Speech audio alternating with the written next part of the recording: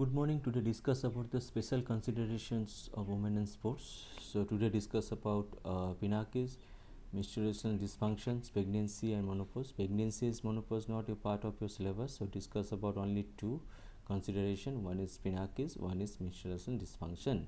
So as a matter of fact, the females' participation in the field of games and sports has been shown remarkable increase during the yesterday decade.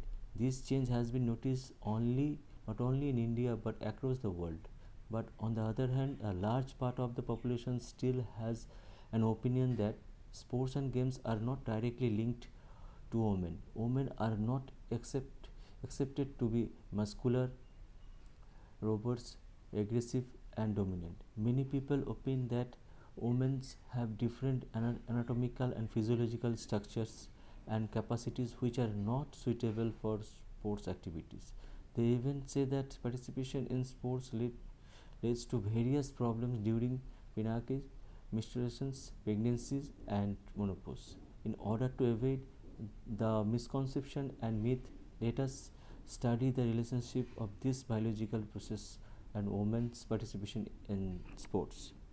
So today discuss Pinakes. Pinakes is the first period of young girls uh, is their age having their age 12 or early age in 8 and 9 and late age in 16 and 16 years.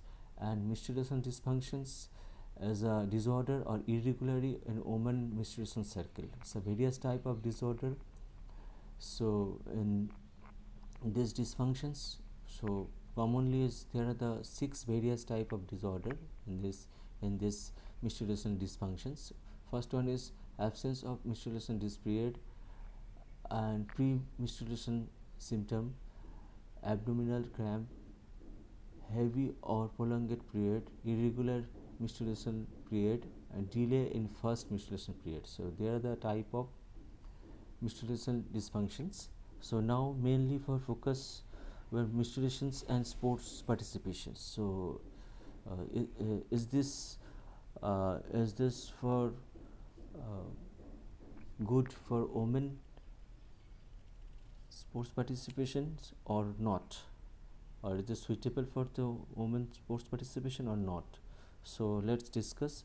Earlier most of the people used to believe that participation in sports during these menstruations could be physiological harmful, but recent studies conducted in this field show that there has been so basic or evidence of dysmenorrhea or painful menstruations of any consequence as a result of intensive participation in sports. In fact, there have been recent period to indicate complete absence of menstruations in women who usually get trained for long duration in running. However, it is not applicable for all the women sports persons or in all the sports. Some studies indicate that sports participation in beneficials in relieving pain and preventing dysmenorrhea. Even the research studies show that a small number of women participating in sports experience dysmenorrhea as comparison to non-participants. Some studies also indicate that there is no specific effect on sports performance during all phases of the menstruation cycle, because international stakeholders have been stated in all the stages of menstruation cycle. Research studies also shows that women's strength decreases a few days prior to menstruations and continues to remain at slightly lower level throughout the menstruation period. In conclusion, it can be said that there is no obstacle or barrier to a sportswoman to engage even in competitive sports on any day of the month. Menstruations is not a problem in the way of achieving a top sports person.